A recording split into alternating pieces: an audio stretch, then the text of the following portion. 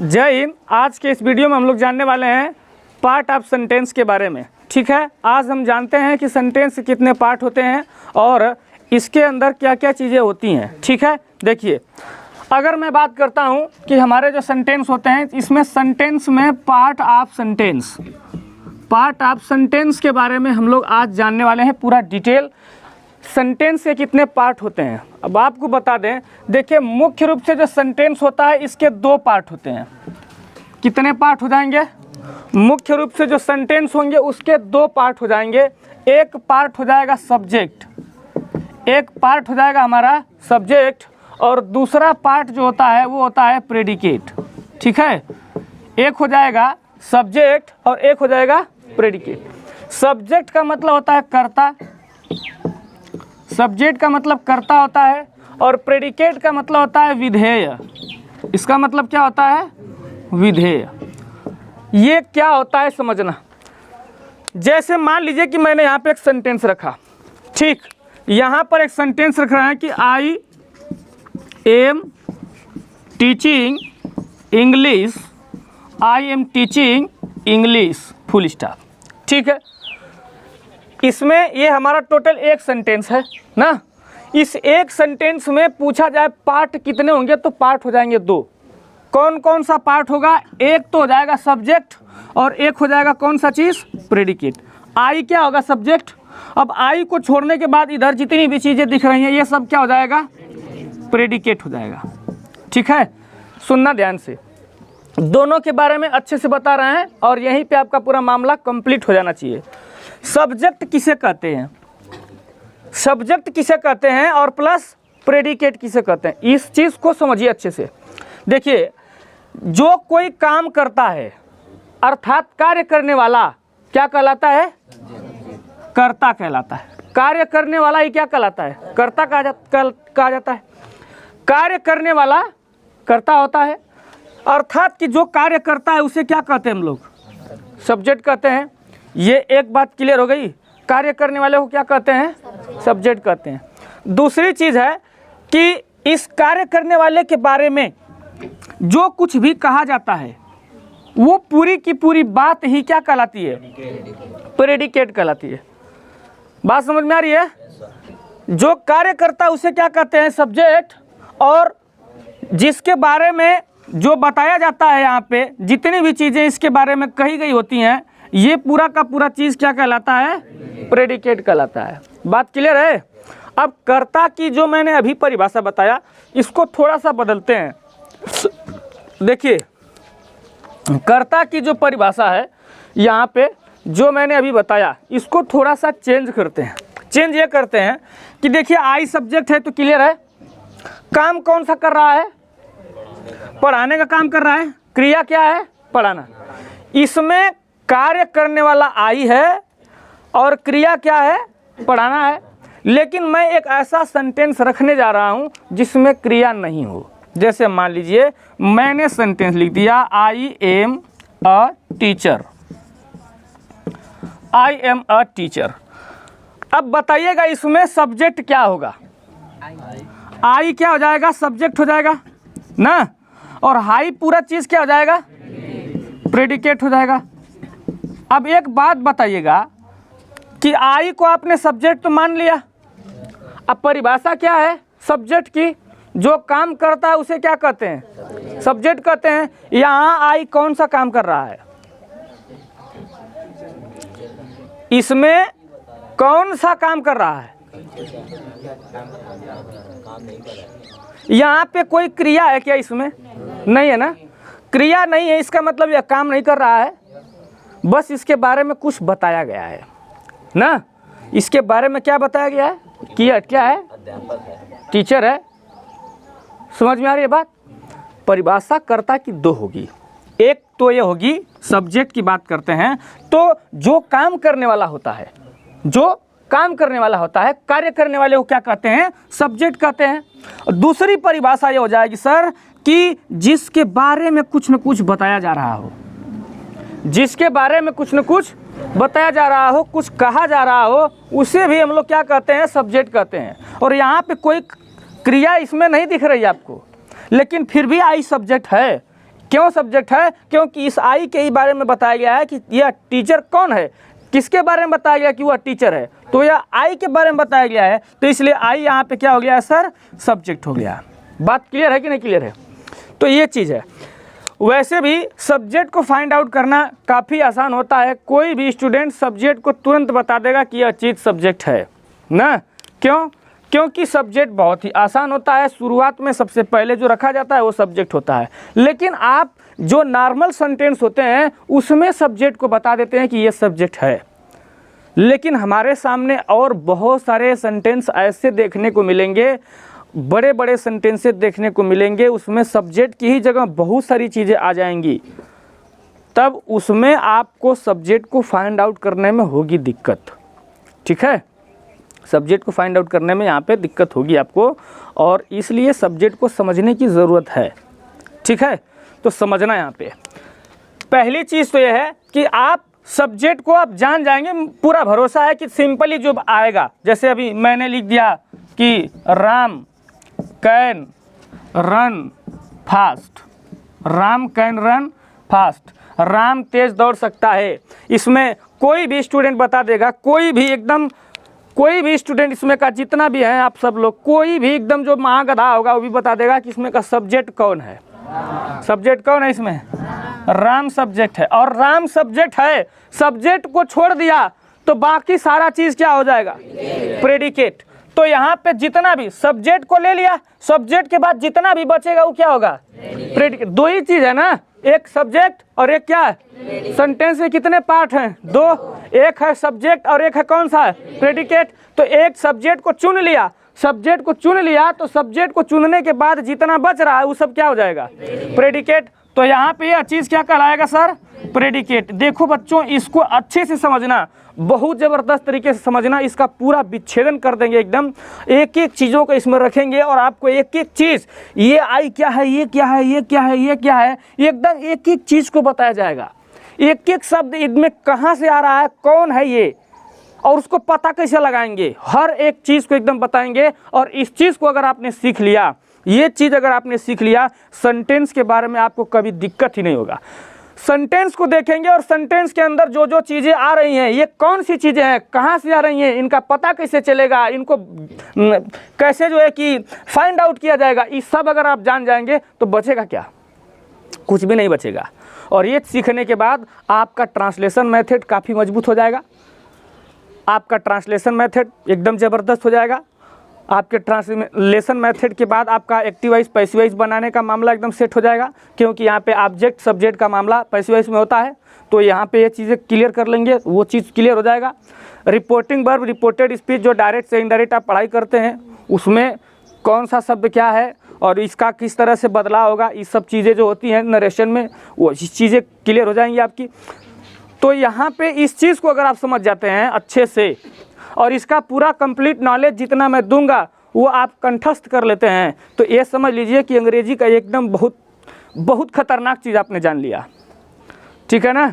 और अब तक हमने सेंटेंस के प्रकार के बारे में बताया है, लेकिन उस सेंटेंस में कौन कौन क्या क्या चीज़ है ये आपको अभी सीखने को मिलेगा, और काफ़ी ज़बरदस्त तरीके से एकदम देखिएगा, एक एक मामला आपके लिए बहुत ज़्यादा महत्वपूर्ण है यहाँ पे। ठीक, तो सुनना ध्यान से। सब्जेक्ट आप पता लगा लेंगे, और सब्जेक्ट के बाद जितना चीज बचेगा वो क्या कहलाएगा सर? प्रेडिकेट। सुनना ध्यान से, मैं पूरा एकदम ग्राफ आज दे करके आपको समझाऊंगा, फिर लिखवाने की बात है तो लिखवा दिया जाएगा, ऐसी बात नहीं कि नहीं लिखवाया जाएगा, लिखवा दिया जाएगा, बट यहाँ पे हम पहले ग्राफ लेकर चलते हैं और देखते हैं एक एक चीज़ों को समझते हैं। सब्जेक्ट आपने समझ लिया, प्रेडिकेट आपने समझ लिया। ठीक, कार्य करने वाला जो होगा वो सब्जेक्ट होगा, उसके बाद बाकी जितनी चीज़ें बचेंगी क्या हो जाएंगी? प्रेडिकेट हो जाएंगी, ये आप समझ गए। ठीक, आपको अगर दूसरी भाषा में अगर समझाना हो तो हेल्पिंग वर्ब को आप बहुत अच्छी तरह से समझते हैं ना। सामान्यतः हर आदमी किसी भी प्रकार की सहायक क्रिया आती है, उस सहायक क्रिया हमेशा नहीं होती है ना, लेकिन उसको आदमी सहायक क्रिया मान लेता है। जैसे अभी कैन कूड आ जाए, आप क्या कहेंगे कि ये क्या चीज़ है? हेल्पिंग वर्ब है। अगर आपका ईज एम आर आ जाए, चाहे किसी भी कंडीशन में आ जाए, आप क्या कहेंगे? हेल्पिंग वर्ब है। जैसे देखिए एक सेंटेंस अभी मैं बताता हूँ। जैसे मान लीजिए कह रहे हैं कि he is learning his lesson, he is learning his lesson. इसमें इज क्या चीज़ है? हेल्पिंग वर्ब है। इसमें सब्जेक्ट क्या हो जाएगा? ही, और इसके बाद जितना बच गया ये सब क्या हो जाएगा? प्रेडिकेट हो जाएगा। क्लियर है? अच्छा, अब एक चीज़ समझना यहाँ पे, यहीं पे मैं लिख रहा हूँ he is a doctor, he is a student का तरह लेसन लर्न कर रहा है, तो इसी के बारे में इससे मेल खाती हुई चीज़ें लिख देते हैं। He is a student, he is a student. अब यहाँ पे इज़ क्या चीज़ है? यहाँ भी आप इसको क्या कहते हैं? हेल्पिंग वर्ब कहते हैं, यही ना कहते हैं आप। लेकिन यहाँ पे दोनों जगह पे हेल्पिंग वर्ब नहीं है। यहाँ पे हेल्पिंग वर्ब है और यहाँ पे ये चीज़ नहीं है, यहाँ पे लिंकिंग वर्ब है। यहाँ पे कौन सी वर्ब है? लिंकिंग वर्ब है। लेकिन आप सबकी भाषा में ये क्या है? हेल्पिंग वर्ब है। आप सबकी भाषा में ये हेल्पिंग वर्ब है ना। तो एक चीज़ समझ लेना कि हेल्पिंग वर्ब के इधर वाली जितनी भी चीज़ें हैं, हेल्पिंग वर्ब के इस साइड वाली उधर वाली जितनी भी चीज़ें हैं, समझ में आ रही बात? हेल्पिंग वर्ब से लेकर के उधर की जितनी भी चीज़ें होंगी वो सब क्या मानी जाएंगी? प्रेडिकेट मानी जाएंगी। ये आपके भाषा में आपको समझने के लिए बता रहे हैं, क्योंकि आप इसको हेल्पिंग वर्ब समझते हैं ना, तो समझना ही है हमको सिर्फ। ठीक, इसको आप हेल्पिंग वर्ब समझ रहे हैं ना। ये यहाँ पे तो खैर है भी, यहाँ पे नहीं है, लेकिन फिर भी इसको हेल्पिंग वर्ब आप समझते हैं तो समझिए, यहाँ से इधर की जितनी भी चीज़ें होंगी, यहाँ से इधर की जितनी भी चीज़ें होंगी वो सब क्या कहलाएंगी? प्रेडिकेट कहलाएंगी। ट्रिक है, कंसेप्ट है यहाँ पे। और इसके इधर वाली जितनी चीज़ें होंगी वो क्या कहलाएंगी? इधर जो भी आ जाए, पहले आ जाएगा तो क्या पहले आ जाएगा? हेल्पिंग वर्ब पहले आ जाएगा। तो हेल्पिंग वर्ब पहले आ जाएगा तो आपको पता है कि वो सेंटेंस का फार्मूला ही कुछ और होगा, इंट्रोगेटिव सेंटेंस होगा, तब ना हेल्पिंग वर्ब पहले आ जाएगा। जैसे मान लीजिए इंट्रोगेटिव सेंटेंस रखते हैं, जैसे मान लीजिए हम कह रहे हैं कि are you playing, are you playing. अब ये सेंटेंस हो गया, आर यू प्लेइंग हो गया, इतने ही रख देते हैं हम यहाँ पे। चलो, या फिर यहाँ पे हम और भी जोड़ लेते हैं, cricket, are you playing cricket, ऐसा सेंटेंस हो गया। अब आपको पहले तो सब्जेक्ट चुनना होगा। ठीक, तो यहाँ पे सब्जेक्ट कौन हो जाएगा? अब इसको छोड़ देने के बाद बाकी जितना भी बच रहा है ये सब क्या है? ये सब प्रेडिकेट है। और आपको पता है कि जो यहाँ पे आ रहे हो हेल्पिंग वर्ब है, क्या है? तो हेल्पिंग वर्ब भी किसका भाग होता है? प्रेडिकेट का भाग होता है। कैसे होता है अभी दिखा रहा हूँ, सुनना ध्यान से। यहाँ पे सब्जेक्ट जो होगा, ठीक, सब्जेक्ट जो होगा इसके क्या क्या पार्ट होंगे इसको तो मैं समझा ही दूंगा, लेकिन पहले इसको देख लीजिए। इसको देख लेंगे तो इसको देखने के बाद जितना बचेगा सब सब्जेक्ट हो जाएगा। देखना ध्यान से, यहाँ पे आपको तीन चीजें बताएंगे। प्रेडिकेट के कितने भाग हो जाएंगे? प्रेडिकेट के तीन भाग हो जाएंगे। कौन कौन से भाग हो जाएंगे? यहाँ पे सबसे पहले नंबर पर जो है कि आता है वर्ब। क्या आता है? वर्ब। ठीक है, वर्ब आता है। वर्ब के बाद क्या आता है? ऑब्जेक्ट आता है। वर्ब के बाद क्या आता है? ऑब्जेक्ट। ऑब्जेक्ट के बाद आता है कॉम्प्लीमेंट। ऑब्जेक्ट के बाद क्या आता है? कॉम्प्लीमेंट आता है। तीन चीज़ें यहाँ पे होती हैं। ठीक है, किस में होती हैं? इसमें। अब इसमें तीन चीज़ें होंगी तो कौन कौन सी चीज़ें होती हैं? सुनना ध्यान से अच्छे से। यहाँ पे अगर मैं वर्ब की बात करता हूँ तो वर्ब जो होगी यह दो प्रकार से हो जाएगी। इसके दो पार्ट हो जाएंगे। एक तो यहाँ पे मामला हो जाएगा हेल्पिंग वर्ब का और एक मामला हो जाएगा मेन वर्ब का। मेन वर्ब का मतलब क्या? जिससे काम के होने का बोध होता है। जैसे कि यहाँ पे देख रहे हैं ना, यहाँ पे प्लेइंग है, प्लेइंग का प्ले भी तो हो सकता है। तो मेन वर्ब है, उस मेन वर्ब में फॉर्म वगैरह की यहाँ पे जुड़ती रहती हैं, जैसा टेंस होता है, जैसा सेंटेंस होता है, तो वो चीज़ यहाँ पे हो गया। ठीक है, तो ये यहाँ पे हो गया। तो यहाँ पे दो चीज़ें होंगी वर्ब में, एक तो हेल्पिंग वर्ब और एक क्या हो जाएगा? Main verb. हेल्पिंग वर्ब को आप समझते हैं, is, am, are, was, were, do, does, did, can, could, may, might, should, would, could, जितना भी आप इसको हेल्पिंग वर्ब मानते हैं, सबको आप क्या मानते हैं? आप सबको हेल्पिंग वर्ब मानते हैं। आपकी भाषा में वो हेल्पिंग वर्ब है। हालांकि कैन, कुड जो है मॉडल वर्ब होता है, इज, एम, आर अपनी सिचुएशन के हिसाब से कभी कभी लिंकिंग वर्ब होता है तो कभी कभी हेल्पिंग वर्ब होता है। तो ये सब आगे चल के हमको अभी स्टडी करेंगे हम लोग, जब हम पढ़ेंगे मेन वर्ब का जब चैप्टर पढ़ेंगे तो वहाँ पे सारी चीज़ें हमें पढ़ने को मिलेंगी पार्ट ऑफ स्पीच में। लेकिन यहाँ पे जो चीज़ें हमें समझना है पार्ट के अकॉर्डिंग, तो वहाँ पे ये सारी चीज़ें आपको ये देखना होगा। अब बात करते हैं ऑब्जेक्ट की। तो हमारे सेंटेंस में ऑब्जेक्ट दो प्रकार के होते हैं। एक होता है डायरेक्ट ऑब्जेक्ट, एक कौन सा ऑब्जेक्ट होता है? Direct object. और एक कौन सा ऑब्जेक्ट होता है? इनडायरेक्ट ऑब्जेक्ट होता है। बात समझ में आ रही है? एक होता है डायरेक्ट ऑब्जेक्ट और एक होता है इनडायरेक्ट ऑब्जेक्ट। और यहाँ पे कॉम्प्लीमेंट में क्या क्या चीज़ें होती हैं, तो इसमें मैं एक चीज़ लिख देता हूँ नाउन, एक चीज़ क्या हो जाएगी? नाउन। और दूसरी चीज़ इसमें मैं अदर वर्ड लिख दे रहा हूँ। अदर वर्ड लिखने का मतलब है यहाँ पे ज़्यादातर आपको एडवर्ब मिलेगा। क्या मिलेगा? एडवर्ब। जैसे टुडे हो गया, स्टरडे हो गया, टुमारो हो गया, अर्ली इन द मॉर्निंग हो गया, अर्ली इन द इवनिंग हो गया, in the morning, in the evening, इस तरह का जुड़कर आता है।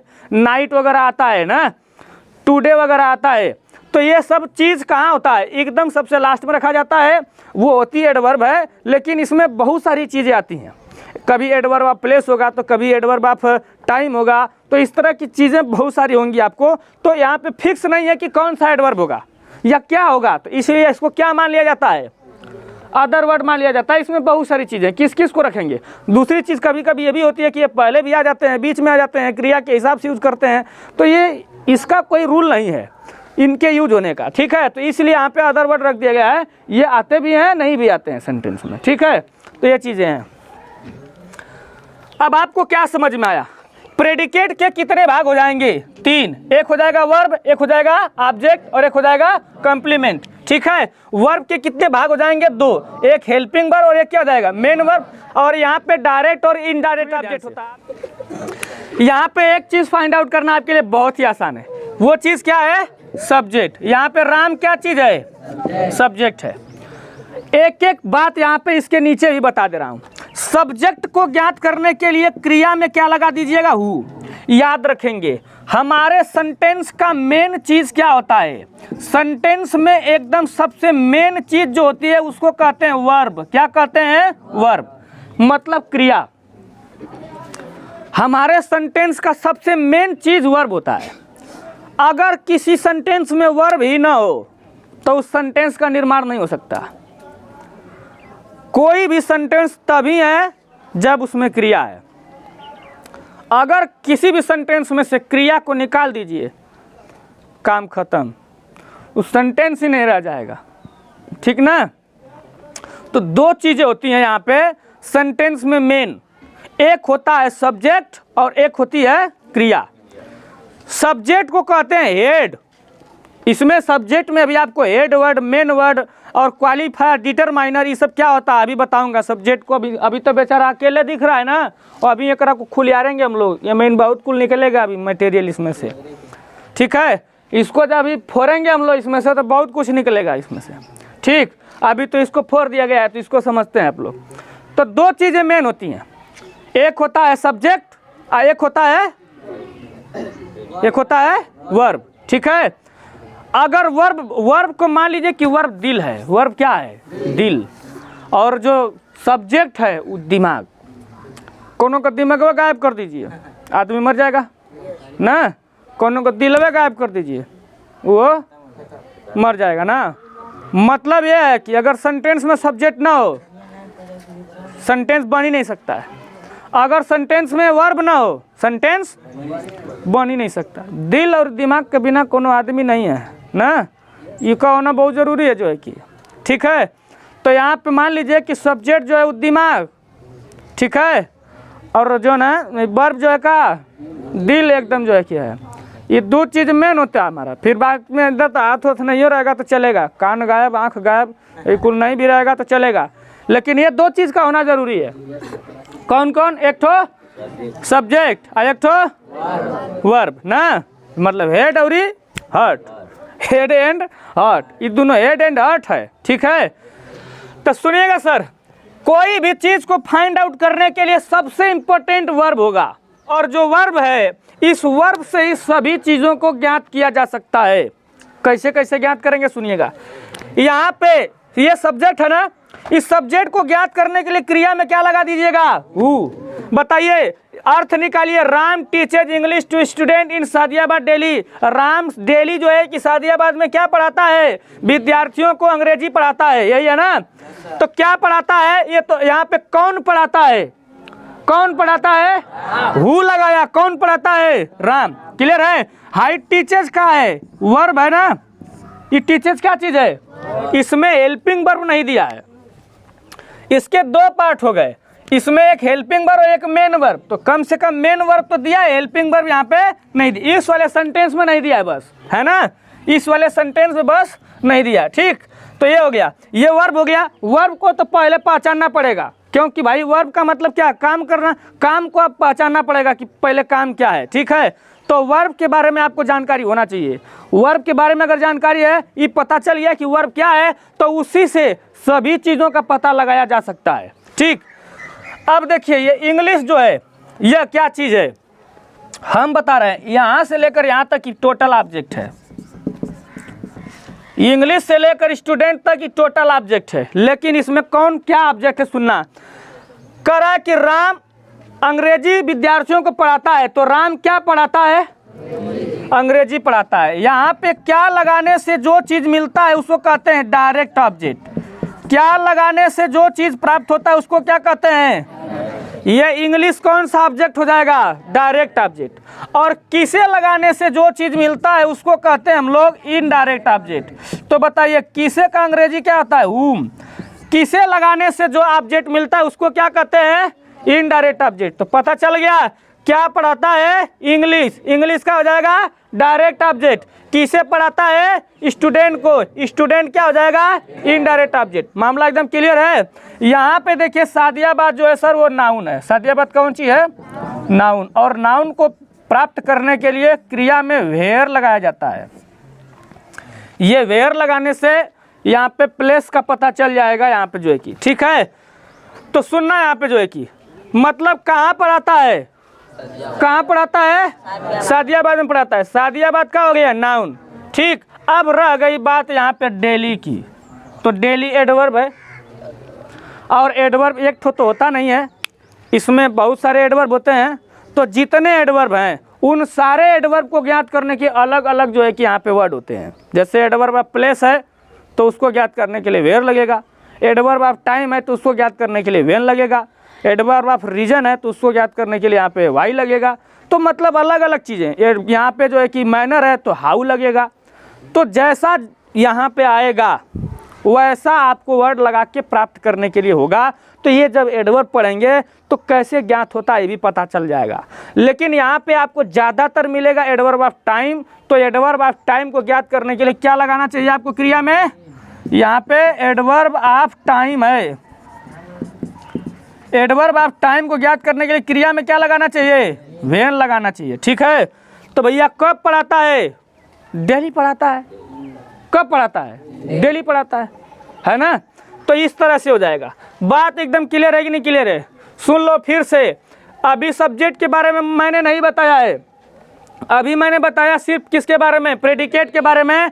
प्रेडिकेट के कितने भाग हो जाएंगे? 3। वर्ब और ऑब्जेक्ट और कॉम्प्लीमेंट। वर्ब के कितने भाग हो जाएंगे? 2। एक हो जाएगा हेल्पिंग वर्ब, एक हो जाएगा मेन वर्ब। ऑब्जेक्ट के कितने? 2। एक डायरेक्ट ऑब्जेक्ट, एक इनडायरेक्ट ऑब्जेक्ट। डायरेक्ट ऑब्जेक्ट को कैसे ज्ञात करेंगे? क्रिया में व्हाट लगाकर। इनडायरेक्ट ऑब्जेक्ट कैसे ज्ञात करें? क्रिया में हुम लगाकर। अब सब्जेक्ट को कैसे ज्ञात करेंगे? क्रिया में हु लगाकर। और यहाँ पर देखिए कॉम्प्लीमेंट में नाउन होगा और क्या होगा? Other word. तो इसमें नाउन को ज्ञात करने के लिए क्या लगाएंगे? वेयर। और टाइम की बात करते हैं तो इसका अलग अलग पैटर्न होगा। यहाँ तक कोई दिक्कत है किसी को? नहीं ना। अब इसके बाद हम लोग समझते हैं सब्जेक्ट के बारे में। ठीक है, कि सब्जेक्ट क्या चीज़ होता है। और यहाँ पे ये सिर्फ एक ही आपको सब्जेक्ट दिख रहा है ना, लेकिन अभी इसके जब पार्ट के बारे में जानेंगे तो शायद एक ही सेंटेंस से ही पूरा बोर्ड भर जाएगा। ठीक है, तो इसको हम लोग अभी देखेंगे बाद में। अभी फिलहाल आज के लिए इतना ही, इसको आप नोट कर सकते हैं।